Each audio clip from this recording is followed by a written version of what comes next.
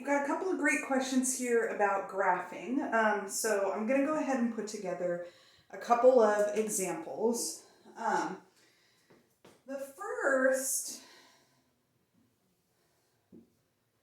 is just a reminder that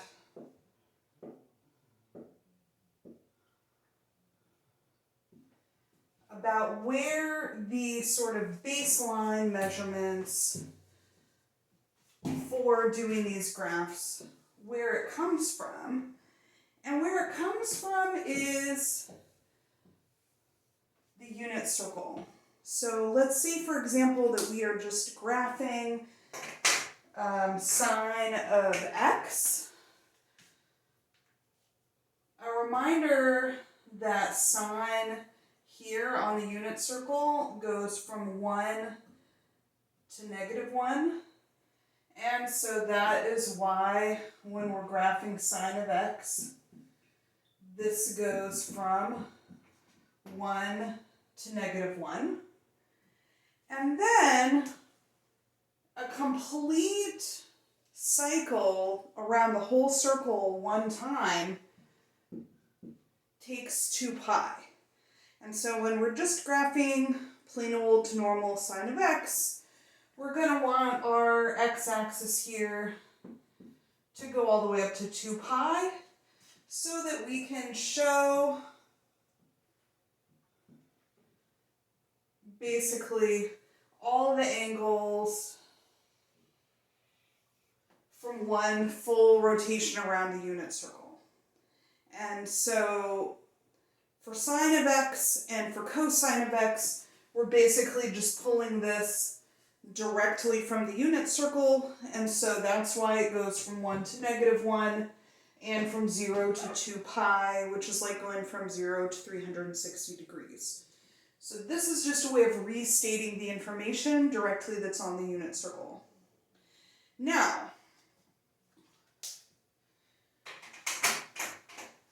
when we have a variation on this, so for example, let's say that we are going to graph now y equals sine of 2x. I guess that's semi-visible, but this purple's kind of white. Is this one any darker? Yeah, that's better.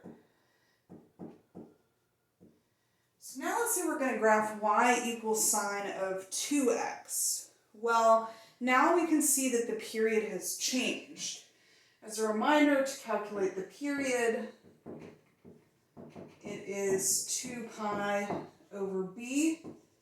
In this case, our b is 2, and so our period is going to be 2 pi over 2, which simplifies to pi. So that means when we graph this one, we've got to complete a full cycle by right here. So this means we're going to have a peak and a trough before we get here. The halfway point is going to be the halfway point of the wave. And then we haven't changed the amplitude at all, so our wave is still going to have to go up to 1 and down to -1. And so we can begin graphing it like that. And so, generally speaking, our axis is going to be in radians, and it's typically going to be stated in multiples of pi.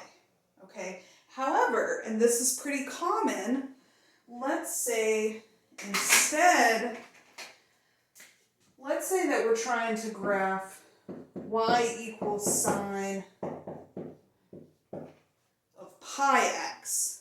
And so now our b is pi. And so when we calculate the period, now it's 2 pi over pi, which is 2. In this case, remember, 2 pi is approximately 6.28.